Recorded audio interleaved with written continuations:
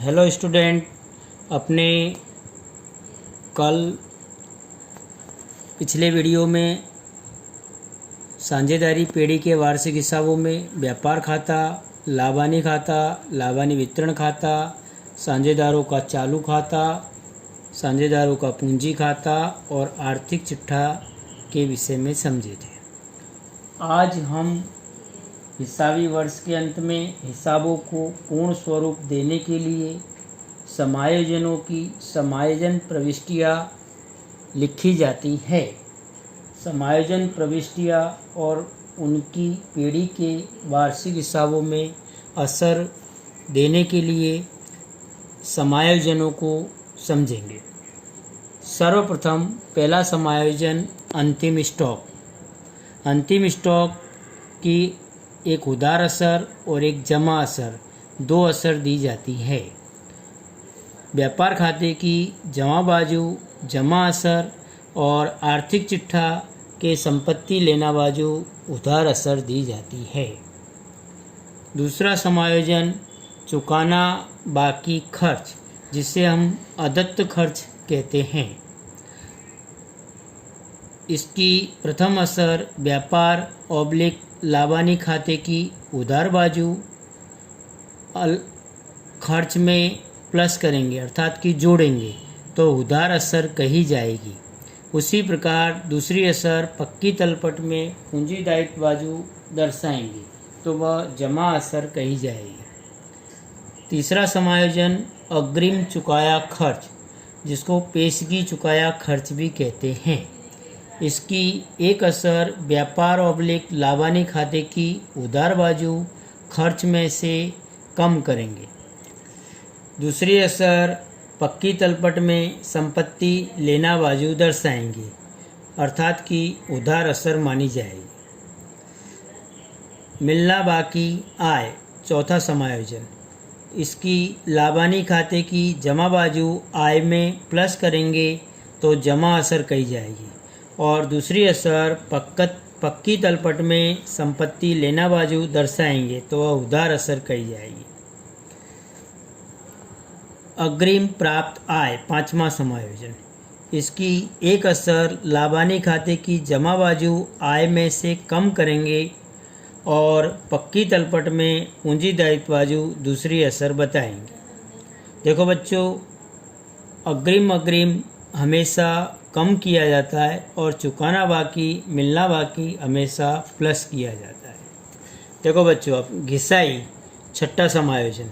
घिसाई की एक असर लाभानी खाते की उधार बाजू और दूसरी असर पक्की तलपट में संपत्ति लेना बाजू संपत्ति में से कम करके दर्शाएंगे, वह उसकी दूसरी जमा असर कही जाएगी। डूबत ऋण अनामत और देनदारों पर बटाव अनामत, यह तीनों समायोजनों की एक जैसी असर होगी, अर्थात कि प्रथम असर लाभानी खाते की उधार बाजू जो फॉर्मेट तैयार करेंगे उस फॉर्मेट में दर्शाएंगे। उसी प्रकार दूसरी असर पक्की तलपट में संपत्ति लेना बाजू देनदारों में से कम करके बताएंगे, परंतु सर्वप्रथम देनदारों में से डूबत ऋण, उसके बाद जो देनदार बचेंगे उसमें से डूबत ऋण अनामत और फिर जो देनदार बचेंगे उसमें देनदारों पर बटाव अनामत कम करके दर्शाएंगे। आठवां समायोजन लिखना बाकी खरीदी। लिखना बाकी खरीदी की भी दो असर बताएंगे। एक असर व्यापार खाते की उधार बाजू खरीदी में से कम करेंगे, अर्थात कि जमा असर कही जाएगी। और दूसरी असर पक्की तलपट में पूंजी दायित्व बाजू लेनदारों में प्लस करेंगे, लेनदारों में जोड़ देंगे, प्लस करेंगे। और व्यापार खाते की उधार बाजू खरीदी में प्लस करेंगे, अर्थात कि एक असर उधार होगी और दूसरी असर जमा होगी। अगला समायोजन लिखना बाकी खरीद वापसी। इसकी एक असर व्यापार खाते की उधार बाजू खरीदी में से कम करेंगे और दूसरी असर पक्की तलपट में पूंजी दायित्व बाजू लेनदारों में से कम करेंगे। लिखना बाकी बिक्री इसकी प्रथम असर व्यापार खाते की जमा बाजू बिक्री में प्लस करेंगे अर्थात कि जमा असर कही जाएगी। दूसरी असर पक्की तलपट में संपत्ति लेना बाजू देनदारों में प्लस करेंगे अर्थात कि वह उधार असर कही जाएगी। बिक्री माल वापसी की प्रथम असर व्यापार खाते की जमा बाजू बिक्री में से कम करेंगे अथवा घटाएंगे। दूसरी असर पक्की तलपट में संपत्ति लेना बाजू देनदारों में से कम करेंगे। अगला समायोजन 12वां नंबर पूंजी पर ब्याज। पूंजी पर ब्याज की एक असर लाभानी वितरण खाते की उधार बाजू प्रथम असर कही जाएगी और दूसरी असर पक्की तलपट में पूंजी दायित्व बाजू पूंजी में प्लस करेंगे अथवा पूंजी खाता बनाया हो तो पूंजी खाते की जमा बाजू अथवा स्थिर पूंजी खाते से तैयार किया गया हो तो चालू खाते में जमा बाजू भी दी जा सकती है। आहरण पर ब्याज। आहरण पर ब्याज की भी दो असर, एक असर लाभानी खाते की जमा बाजू और दूसरी असर पक्की तलपट में पूंजी दायित्व बाजू आहरण में प्लस करेंगे, आहरण में जोड़ देंगे। साझेदारों को चुकाना बाकी वेतन। एक असर लाभानी खाते की उधार बाजू और दूसरी असर साझेदारों के पूंजी ऑब्लिक चालू खाते की जमा बाजू बताएंगे। 15वां समायोजन साझेदारों के चालू खाते की जमा बाकी पर ब्याज। इसकी प्रथम असर लाभानी वितरण खाते की उधार बाजू और दूसरी असर चालू खाते की जमा बाजू बताएंगे। साझेदारों के चालू खाते की उधार बाकी पर ब्याज। इसकी एक असर चालू खाते की उधार बाजू और दूसरी असर लाभानी वितरण खाते की जमा बाजू बताएंगे तो जमा असर कही जाएगी। साझेदारों की लोन पर चुकाना बाकी ब्याज। इसकी प्रथम असर लाभानी खाते की उधार पक्ष में अर्थात कि उधार असर और पक्की तलपट के पूंजी दायित्व बाजू जमा असर दी जाएगी। देखो बच्चों, 18वां समायोजन सामान्य अनामत खाते ले जाने की रकम।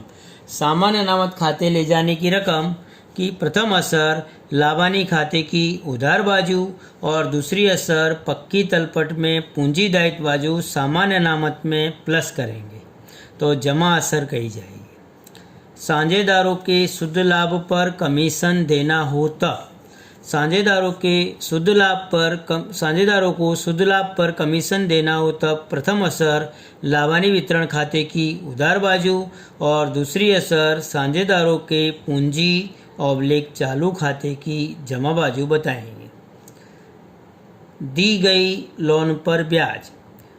कोई भी दी गई लोन पर ब्याज की प्रथम असर लाभानी खाते की जमा पक्ष में जमा असर और दूसरी असर पक्की तलपट में संपत्ति लेना पक्ष में उधार असर बताएंगे। ख्याति, पेटेंट, ट्रेडमार्क, कॉपीराइट्स जैसी अदृश्य संपत्ति में अमुक रकम जब अपलिखित करनी हो ऐसे समय पर प्रथम असर लाभानी खाते की उधार बाजू और दूसरी असर पक्की तलपट में संपत्ति लेना बाजू अदृश्य संपत्तियों में से कम करके बताएंगे। साझेदार ने निजी उपयोग में लिया हो माल उसकी असर बताएंगे तब प्रथम असर व्यापार खाते की उधार बाजू खरीदी में से कम करेंगे अर्थात कि वह जमा असर कही जाएगी और दूसरी असर पक्की तलपट में पूंजी दायित्व बाजू आहरण में प्लस करेंगे तो ऐसे समय पर वह उधार असर कही जाएगी। देखो बच्चों, 23वां समायोजन दिया है विज्ञापन के लिए लिया गया माल। विज्ञापन में जब माल दिया हो, नमूने के रूप में दिया हो तो ऐसे समय पर एक असर लाभानी खाते की उधार बाजू, दूसरी असर व्यापार खाते की उधार बाजू खरीदी में से कम करेंगे। उसी प्रकार अगला समायोजन स्टेशनरी स्टॉक।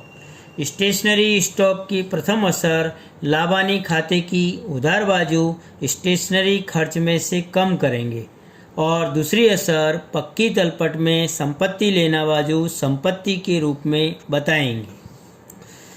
पट्टे रखी संपत्ति में से अपलिखित करना हो तब ऐसे समय पर एक असर लाभानी खाते की उधार बाजू और दूसरी असर पक्की तलपट में संपत्ति लेना बाजू संपत्ति में से कम करेंगे।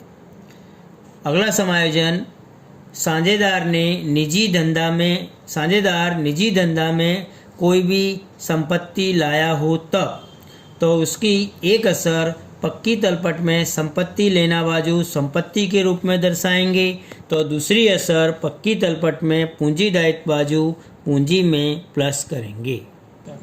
देखो बच्चों, कभी कभी खरीद माल वापसी का लेखा बिक्री बही में हो गया हो तब ऐसे समय पर ऐसे समायोजन की 4 असर दी जाती है। प्रथम असर, व्यापार खाते के जमा पक्ष में बिक्री में से कम करेंगे। दूसरी असर, पक्की तलपट में संपत्ति लेना पक्ष में देनदारों में से कम करेंगे। उसी प्रकार तीसरी असर, पक्की तलपट में पूंजी दायित्व पक्ष में लेनदारों में से कम करेंगे। और चौथी असर, व्यापार खाता के उधार पक्ष में खरीदी में से कम करेंगे। देखो बच्चों, उसी प्रकार बिक्री माल वापसी का लेखा खरीद बही में हो गया हो ऐसे समय पर उस समायोजन की भी 4 असर आती है।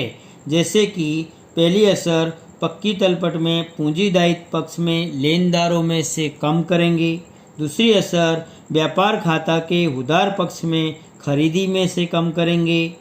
तीसरी असर, व्यापार खाता के जमा पक्ष में बिक्री में से कम करेंगे। और चौथी असर, पक्की तलपट में संपत्ति लेना पक्ष में देनदारों में से कम करेंगे। देखो बच्चों, उसी प्रकार उधार खरीदी का लेखा बिक्री में हो गया हो तब ऐसे समय पर उधार खरीदी का लेखा बिक्री बही में किया जाए तब प्रथम असर, व्यापार खाते के जमा पक्ष में बिक्री में से कम करेंगे। दूसरी असर, पक्की तलपट के संपत्ति लेना पक्ष में देनदारों में से कम करेंगे।